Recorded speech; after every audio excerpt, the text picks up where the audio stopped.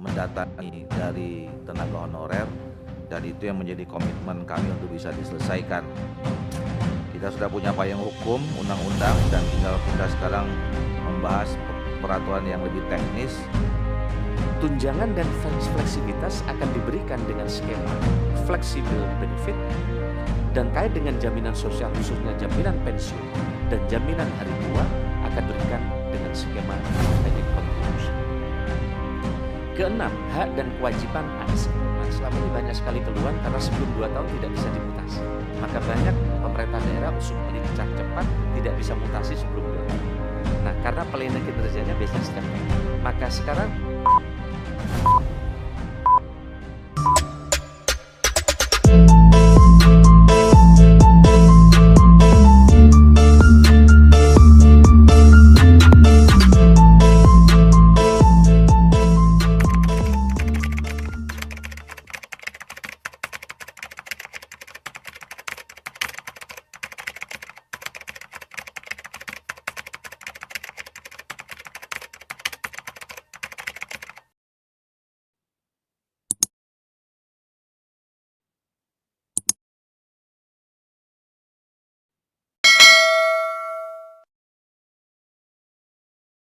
Bapak Ibu sekalian, Presiden Republik Indonesia telah mengesahkan Undang-Undang Nomor 20 Tahun 2023 tentang ASN.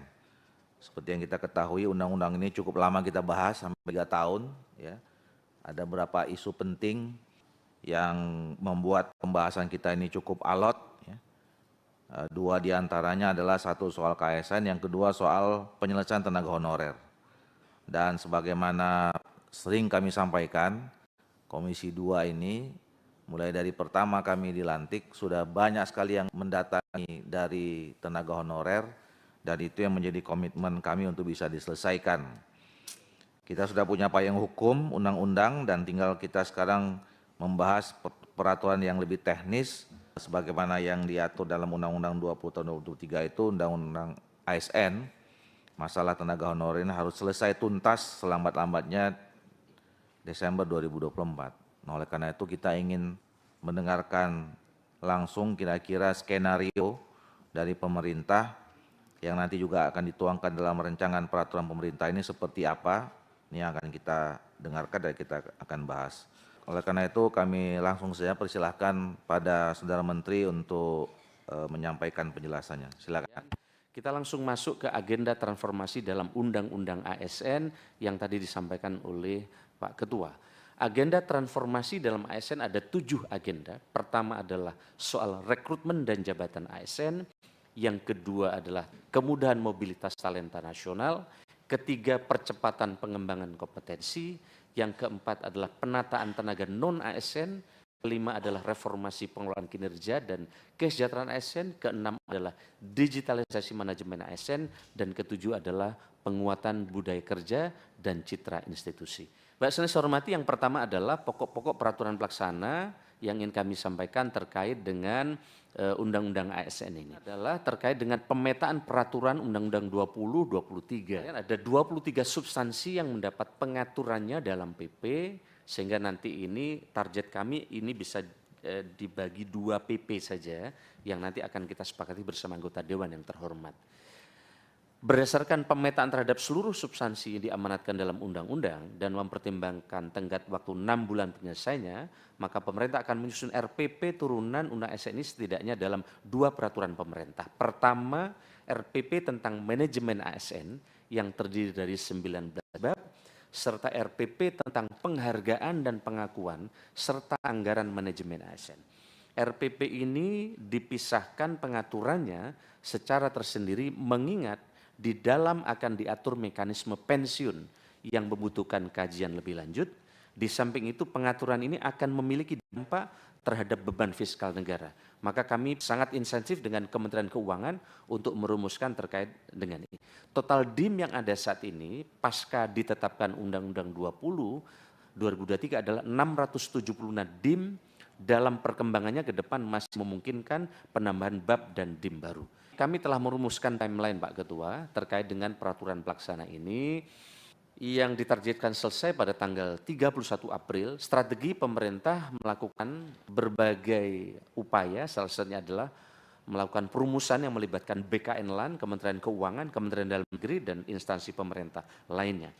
Tim perumus akan membahas dan menyusun DIM dengan Undang-Undang 2023 secara intensif, rencana 15 Januari yang sudah dapat dilakukan seizin prakarsa dari Bapak Presiden. Inilah ruang lingkup yang kami bahas di dalam peraturan pelaksana ini. Satu, terkait dengan penguatan budaya kinerja dan citra organisasi.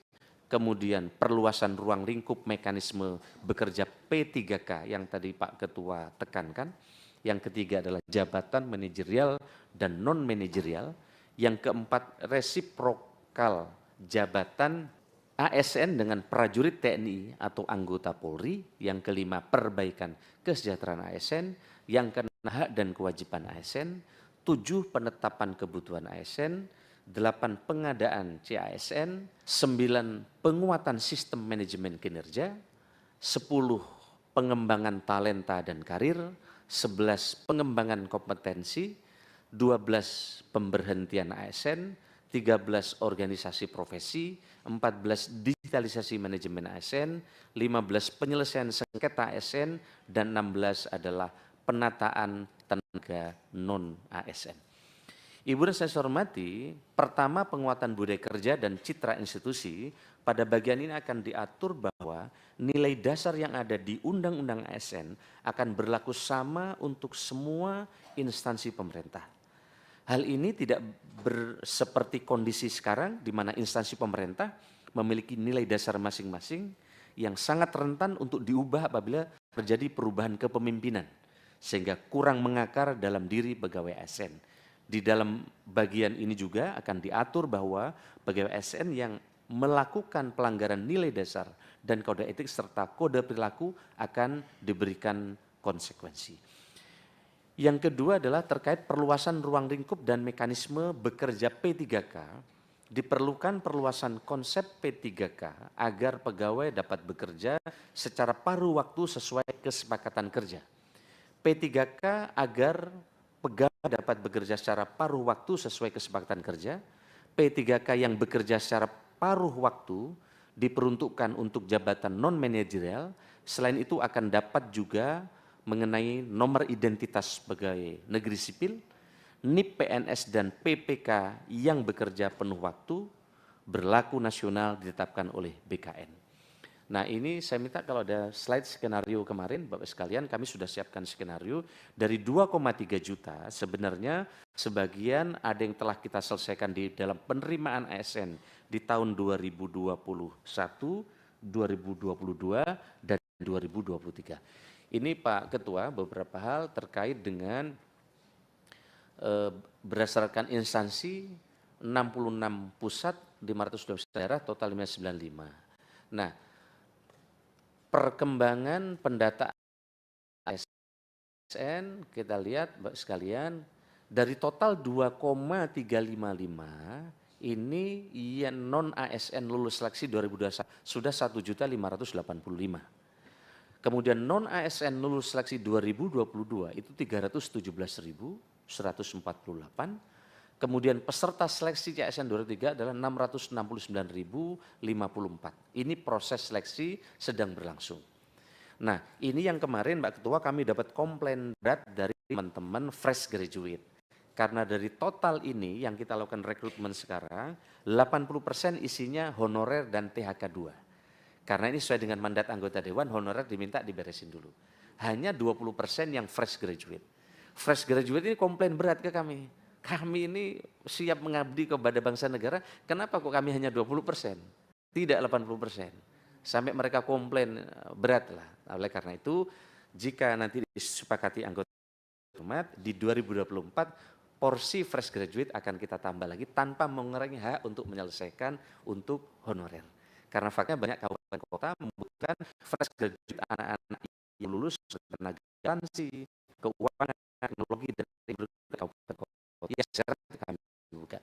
Inilah formasi yang sekarang Pak Ketua, sebagaimana rekomendasi anggota Dewan untuk menyelesaikan yang honorer terlebih dahulu, maka komposisinya formasi khusus 80% dan 20%. Dan sebagaimana saran anggota Dewan juga kepada kami, maka reformulasi kemarin yang kami kerjakan adalah tidak dari yang umum, Jadi reformasi kan kemarin ada yang lulus, ada yang tidak, ada yang hanya 14%, sehingga banyak yang kosong. Nah untuk direformulasi sampai 70, kan rata-rata 30% ya kemarin. Kita reformulasi lulusnya 78%. Nah tapi untuk yang bisa reformulasi ini syaratnya yang THK dan honorer, tidak dari lamaran umum. Nah sehingga mereka mendapatkan prioritas untuk diberesin karena memang mandat dari gedung ini adalah honorer diselesaikan. Tapi karena reformulasi ini kami kerjakan, yang fresh graduate juga komplain ke kami. Kenapa kami tidak dilibatkan, tidak dimasuk di dalam reformulasi. Ini semata-mata salah satunya adalah karena berbagai pertimbangan yang mereka telah mengabdi lama sesuai dengan rekomendasi anggota Dewan. Nah, proyeksi non-ASN pada 2024 ini 1,6 juta ini Pak Ketua. Di mana ex-THK 130.495 dan umum 1,4.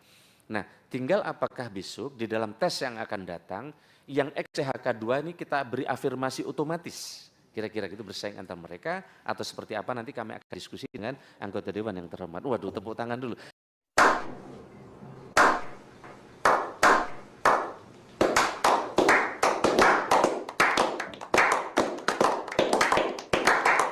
Kebijakan 2024, tapi kebijakan bisa kita ambil sekarang. Bapak Ibu kami hormati, yang berikutnya adalah terkait dengan jabatan manajerial dan non-manajerial. Ini karena katalog baru mungkin perlu kami sampaikan dalam forum yang terhormat ini. Undang-Undang 20 2023 mengatur bahwa jabatan ASN hanya terdiri dari jabatan manajerial dan jabatan non-manajerial.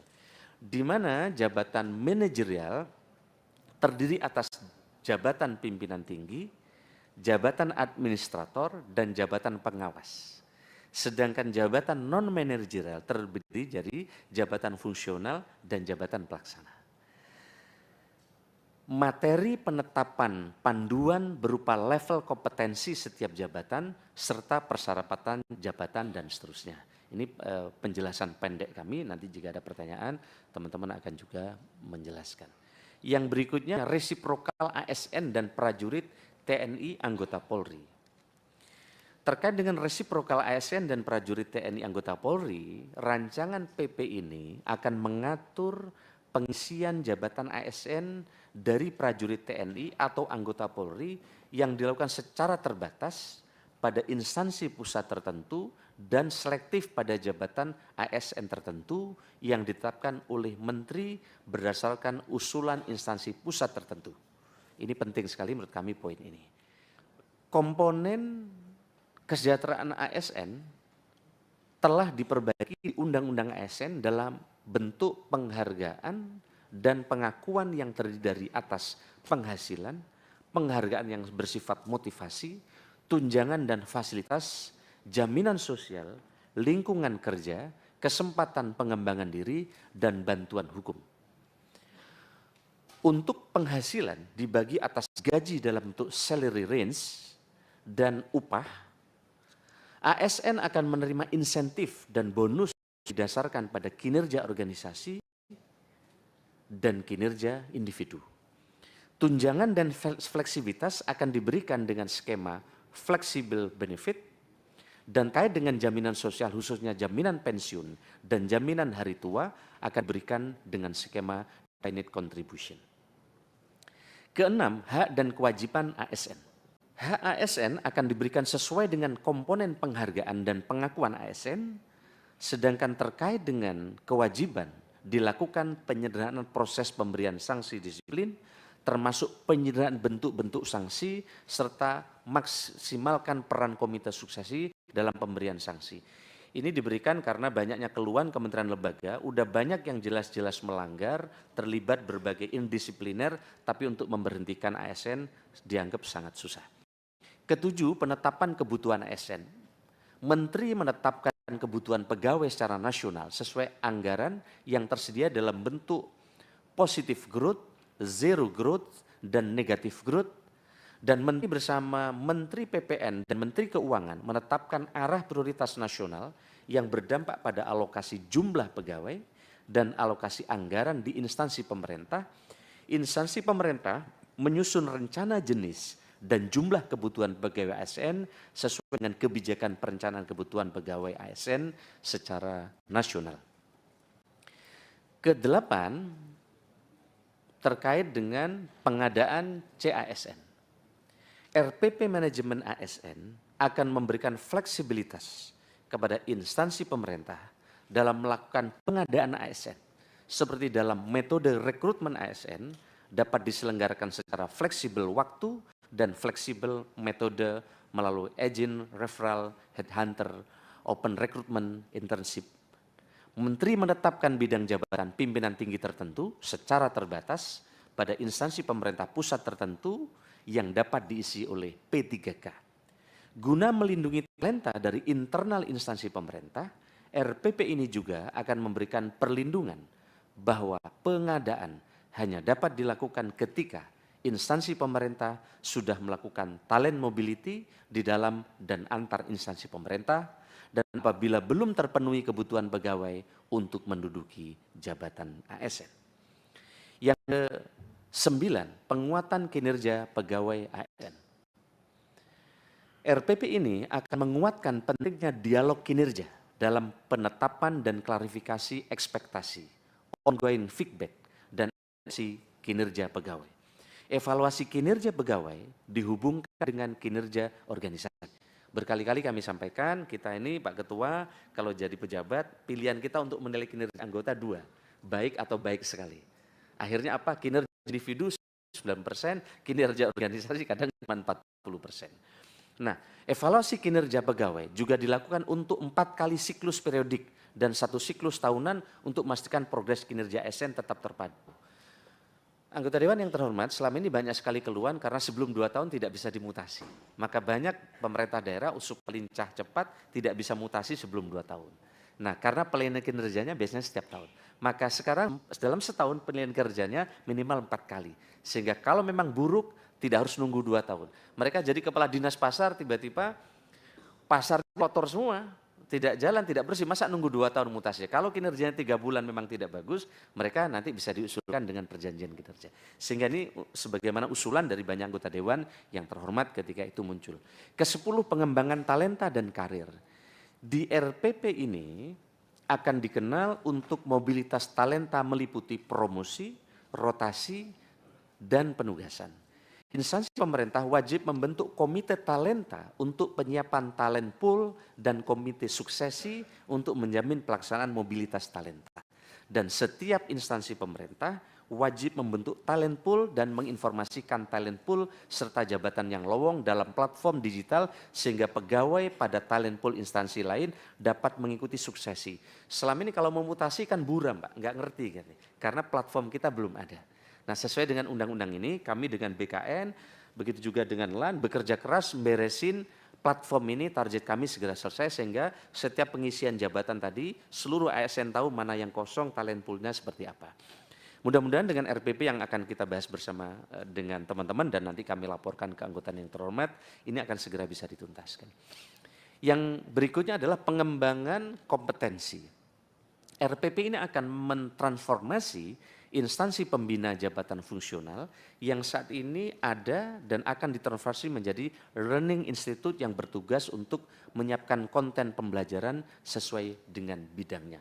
LAN akan mengkoordinasikan penyiapan konten pembelajaran di seluruh learning institute dan ke depan kita juga akan mengenal konsep learning wallet yang penggunaannya fleksibel untuk kebutuhan pembelajaran ASN. Kita selama ini kita diklat-diklat kadang nggak sesuai dengan kebutuhan ASN, hanya sesuai dengan kebutuhan untuk naik pangkat dan lain. Akhirnya diklatnya banyak tapi kompetensinya nggak tambah Pak Ketua. Padahal kompetensi biaya pembelajarannya sudah mahal. Berikutnya adalah pemberhentian ASN. ASN yang dihukum penjara paling singkat 2 tahun berdasarkan putusan pengadilan yang berkekuatan hukum tetap diberhentikan tidak atas permintaan sendiri tanpa memandang jenis pidananya, berencana atau tidak. Selain itu pada bagian ini akan dilakukan penguatan untuk memberhentikan pegawai ASN yang tidak mencapai target kinerja sebagai kategori pemberhentian tidak atas permintaan sendiri. Banyak sekali ASN kadang tidak berkinerja, bahkan sangat rendah, bahkan tidak bekerja sama sekali tapi tidak bisa diberhentikan. Yang berikutnya adalah organisasi profesi ASN. Organisasi profesi dalam RPP ini ditransformasi agar berorientasi pada peningkatan motivasi, engagement, kolaborasi, produktivitas, inovasi, dan kreativitas, serta knowledge dan skill sharing antara pegawai ASN. Dalam hari ini adalah Korpri. Sehingga dengan begitu Korpri ke depan akan bermanfaat organisasi ini untuk pengembangan dan juga untuk membantu ASN. Yang berikutnya adalah digitalisasi manajemen ASN. Untuk mendukung perbaikan pelayanan kepegawaian, RPP ini juga akan mengatur platform tunggal. Jadi sekarang Pak Ketua, platformnya banyak sekali, bahkan daerah punya masing-masing, kabupaten kota, bahkan ada daerah-daerah di BKN daerah juga pengembangan ke depan ini akan disatukan. Yang berikutnya adalah penyelesaian sengketa, memperkuat tata kelola dan upaya penyelesaian sengketa administratif agar dapat diperoleh penyelesaian lebih objektif dan lebih adil. Yang berikutnya adalah yang terakhir ke-16, penataan tenaga non-ASN. Penataan tenaga non-ASN akan dilakukan secara bertahap berdasarkan data, hasil validasi, dan hasil seleksi. Pagi ini Pak Ketua, dengan BPKP, BKN sedang koordinasi. Karena kemarin untuk validasi, BPKP merasa tidak punya anggaran untuk melakukan validasi data. Oleh karena itu harapan kami nanti validasi dengan BPK ini bisa berjalan. Nah, skenario penataan XTHK2 dan tenaga non-ASN tadi kami juga sudah sampaikan, di mana di sini ada tenaga teknis 609.000, yang administratif ada 735.000, penyuluh ada 74.000, kesehatan ada 204.000, dan pendidik ada 731.000. Terhadap pendidik ini Pak Ketua, kita temukan di desa-desa banyak yang belum dijangkau oleh P3 karena ada undang-undang mereka minimal S1. Tetapi untuk Papua kita beri afirmasi dan kami telah kirimkan surat SMA boleh untuk P3K untuk Papua. Karena memang berbagai program-program strategis yang mesti berjalan di Papua. Tapi selain di Papua kami belum memberikan afirmasi masih sesuai dengan undang-undang.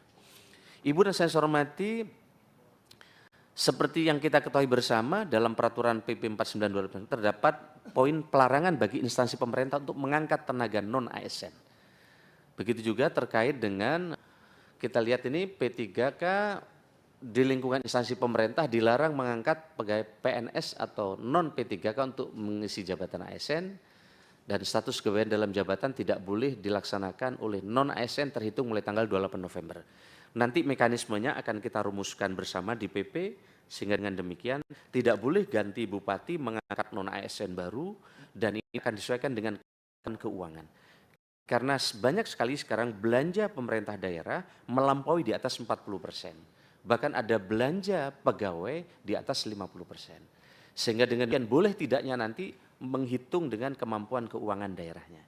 Karena kalau nanti terlalu besar belanja ke pegawainya, maka program untuk membangun di daerahnya akan berkurang. Sehingga nanti kemampuan keuangan daerah ini akan sangat menjadi kunci dari soal ini. Hasil pendataan kami telah mengeluarkan Kemenpan RB 68 tentang mekanisme seleksi P3KJF, di mana telah disiapkan kuota 80% untuk formasi khusus bagi ex THK2 dan non-ASN yang kelulusannya berdasarkan peringkat terbaik, dan kuota 20% bagi formasi umum, di mana kelulusannya berdasarkan nilai ambang batas dan peringkat terbaik. Kuota ini akan disesuaikan dari waktu ke waktu, dan hasil pendataan non-ASN berjumlah 2,3 dan seterusnya tadi telah kami jelaskan di awal. Nah, skenario penataan XTHK2 diawali dengan akan dilakukan verifikasi dan validasi oleh BPKP dan BKN terhadap pegawai non-PNS pasca PP 8 2005, PP 43 2007 dan PP 56 2012 serta pendataan non-ASN melalui SE Permenpan RB 185 1511 tahun 2022. Dalam hal pegawai non-ASN lolos verifikasi dan validasi, maka pegawai non-ASN dimaksud akan dialihkan statusnya menjadi P3K yang akan bekerja secara paruh waktu.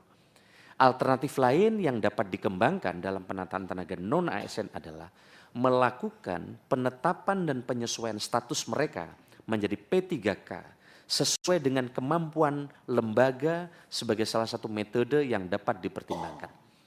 Akan tetapi, bagi tenaga non-ASN yang bekerja penuh waktu dapat dilakukan melalui seleksi dan diberikan afirmasi dan prioritas sesuai dengan usulan lembaga pada formasi jabatan yang dibutuhkan. Keduanya akan ditetapkan dengan status sama dan mendapatkan SK pengangkatan dan penetapan NIP dari BKN. Kebijakan restrukturisasi kelembagaan manajemen ASN. Selanjutnya, terkait dengan kelembagaan manajemen ASN, pemerintah tengah melakukan proses restrukturisasi kelembagaan Kemenpan RB, LAN, dan BKN agar sesuai dengan amanat Undang-Undang Nomor 20 2023. Kemenpan RB akan diarahkan untuk menjadi regulator kebijakan strategis, koordinasi, sinkronisasi, dan pengendalian manajemen ASN. LAN akan fokus untuk pengembangan kapasitas dan pembelajaran ASN, sementara BKN akan diarahkan untuk menjadi Center of Excellence dalam peningkatan pelayanan manajemen ASN dan juga pengawasannya. Selain itu, dalam rangka pengalihan fungsi pengawasan sistem merit pasca tidak diaturnya KSN dalam Undang-Undang Nomor 20 Tahun 2023, maka Kemenpan RB akan berperan dalam perumusan kebijakan sistem merit dan pelaksanaan penilaian sistem dalam indeks reformasi birokrasi. LAN akan berperan dalam pembelajaran kepada ASN, pejabat pembina kepegawaian, dan pejabat yang berwenang terkait dengan sistem merit, nilai dasar, kode etik, dan kode perilaku ASN. Sementara BKN akan berperan dalam pengawasan pengendalian penerapan sistem merit dengan transformasi kelembagaan ini diharapkan pengawasan penerapan merit dapat ke depan lebih dilaksanakan. Ibu dan saudara saya hormati, kami kira ini yang bisa kami sampaikan. Mohon maaf yang sebesarnya Pak Ketua jika banyak sekali kekurangan-kekurangan di dalam paparan. Sebelumnya saya ingin tutup dengan pantun. Beli bolam naik Kopaja, malah nyasar ke lain kota. Siang malam pemerintah bekerja untuk masyarakat yang kami cinta. Minum kopi rasa gula aren, sambil ngobrol bersama rekan. Pasca Undang-Undang ASN, kini RPP MASN, Kemenpan RB dan DPR, insya Allah siap menyukseskan. Terima kasih. Wallahul muwaffiq ila aqwamit thoriq. Selamat pagi. Assalamualaikum warahmatullahi wabarakatuh. Assalamualaikum warahmatullahi wabarakatuh.